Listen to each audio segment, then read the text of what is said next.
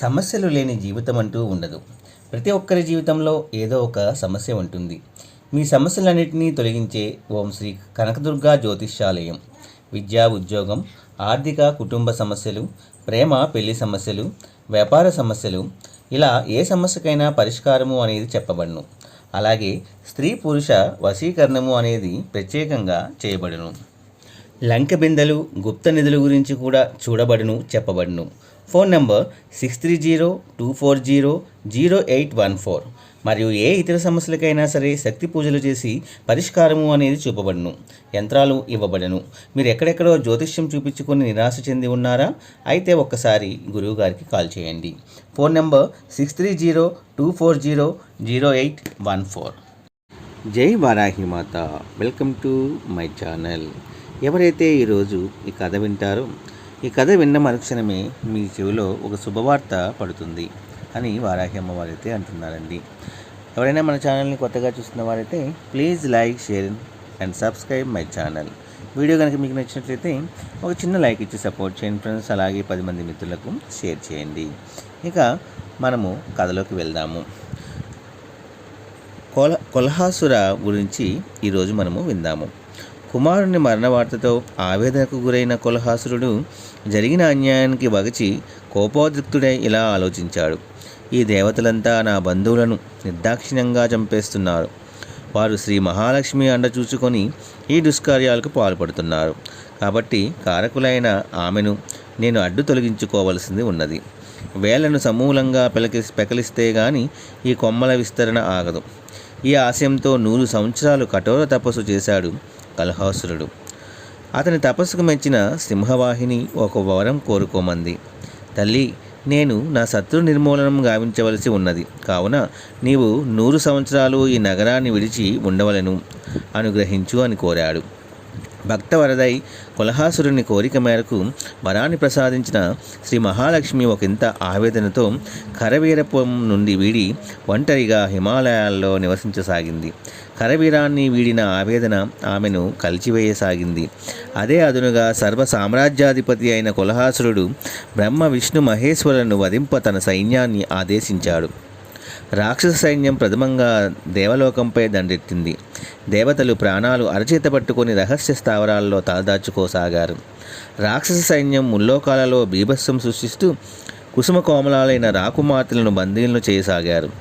దేవతలను, మునులను యథేచ్ఛగా వధిస్తూ యజ్ఞయాగాదులకు భంగం కలిగిస్తూ లోకంలో ధర్మానికి విఘాతం కలిగిస్తున్నారు.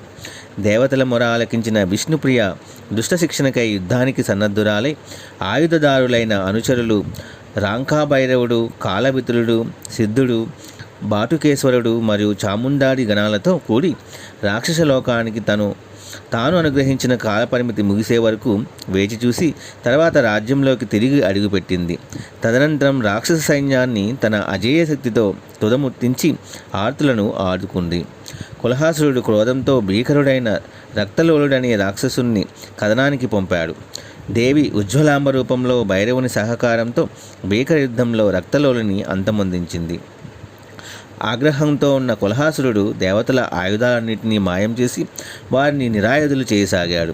అంత శ్రీ మహాలక్ష్మి గోబ్రాహ్మణ దేవతాది ఆర్తులను రక్షించి శాంతిని నెలకొల్పటానికై దివ్యాలంకార భూషితై సమస్త ఆయుధాలను ధరించి 9 కోట్ల కాత్యాయనులతోనూ 56 కోట్ల చాముండ శ్రేణులతోనూ కూడి భీకర రాక్షసులను చంపి వారి రక్తం గ్రోలి నృత్యహేళ కావించసాగింది. ఇలా ఉండగా సమస్త లోకాలలో సుఖశాంతులు పాదుకొలిపేందుకై శ్రీహరి, బ్రహ్మ, రుద్రాదులు కొల్హాసురుని తమ దివ్యశక్తితో నదీ గర్భంలో పడవేశారు. కొల్హాసురుని మృత్యుకారక శక్తి అతని శిరస్సునందు కేంద్రీకృతమైనదన్న సత్యాన్ని అతని కనిష్ట సోదరి ద్వారా శ్రీ మహాలక్ష్మి తెలుసుకున్నది. తన తప్పిదాన్ని తెలుసుకున్న కొల్హాసురుడు మృత్యువు ఆసన్నమవుతుందని గ్రహించి పరమశివుణ్ణి శరణజొచ్చాడు. దయాళువైన శంకరుడు తాను బ్రహ్మ, విష్ణువు అతని శరీరంలో దివ్యశక్తి ప్రసాదించి జీవకణాల రూపంలో నిలుస్తామన్న వాకుతో అనుగ్రహించాడు. అంత కొల్హాసురుడు పరమశివునితో, తండ్రి, నీ అనుగ్రహానికి కృతజ్ఞుని. భోగభాగ్యాలు, రాజ్యాధికారాలు, దుఃఖకారకాలు, బంధువులు, రాబంధులు వంటి వారు త్రిమూర్తుల దర్శనంతో నా జన్మ పావనమైనది. మీ చేత మరణం పాపభూయిష్టమైన ఈ ఐహిక జీవితానికి కన్నా ఎన్నో రెట్లు విలువైంది. ఆగ్రహంతో ఉన్న శ్రీలక్ష్మి నన్ను అనుగ్రహించి మోక్షం ప్రసాదించేలాగా నా అభ్యర్థనను ఆమెకు నివేదించండి అని ప్రార్థించాడు. అంత పరమశివుడు శ్రీ మహాలక్ష్మికి మొక్కి, శ్రీ హరిప్రియ, నీవు జగన్మాతవు, బిడ్డలందరినీ కూడా భేదభావం లేక పోషించి పాలించే దానవు. నీ ఆగ్రహం సముచితమే, అయినా పశ్చాత్తాపంతో వెదనుండే కులహాసురుణ్ణి ఆశీర్వదించి అనుగ్రహించు అని పలికాడు. అంత పెళ్ళిబుకుతున్న మాతృవాత్సల్యంతో శ్రీ మహాలక్ష్మి కులహాసురుని ఉద్దేశించి, కుమారా, నీ యుద్ధపటిమకు, నీ పశ్చాత్తాపానికి, పరిణితికి ప్రసన్నురానులయ్యాను.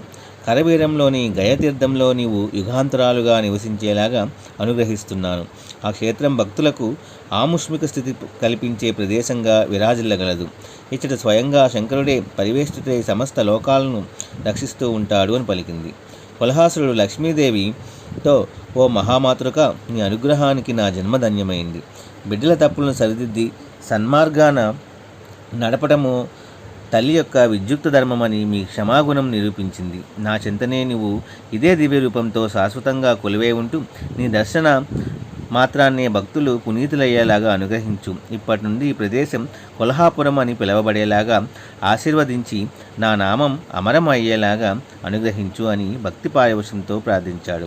అలాగే అంటూ త్రైలోక కుటుంబని కులహాసుని వధించి మోక్షప్రాప్తి కలిగించింది. తక్షణం తన దివ్యశక్తితో యుద్ధంలో మరణించిన దేవతలందరినీ పునర్జీవితులను గావించింది. భరతఖండంలో 14 దివ్యలింగాలు వెలిసి ఉన్నాయి. రుద్రేశ్వర అనే పేరుతో మహాశివుడు కొల్హాపురంలో పరివేష్టితుడై ఉన్నాడు. ఇచ్చట విష్ణు, అగ్ని, సూర్యచంద్రులు, 4 వేదాలు, విష్ణుపాదాలు అనే శక్తి స్థానాలు కేంద్రీకృతమై ఉన్నాయి. కలియుగంలో కరవీరపురం మిక్కిలి పవిత్రమైనది. అక్కడ భక్తితో అంబను పూజించిన వారికి మోక్షప్రాప్తి చేసిన పిండ ప్రదానాలు పితృదేవతలకు ఉన్నతలోక ప్రాప్తి అనేది కల్పింపజేస్తుంది. ఎవరైతే ఈ కథ అనేది వింటారో వారి జీవితంలో మంచి శుభవార్త అనేది తప్పకుండా మీరు వినగలుగుతారు. ఇదండి ఈరోజు వీడియో. ఈ వీడియో కూడా మీ అందరికీ నచ్చింది అనుకుంటున్నాను ఫ్రెండ్స్. నచ్చితే ఒక చిన్న లైక్ ఇచ్చి సపోర్ట్ చేయండి. అలాగే 10 మంది మిత్రులకు కూడా షేర్ చేయండి. జై వారాహి మాత. సర్వే జన సుఖినో భవంతు.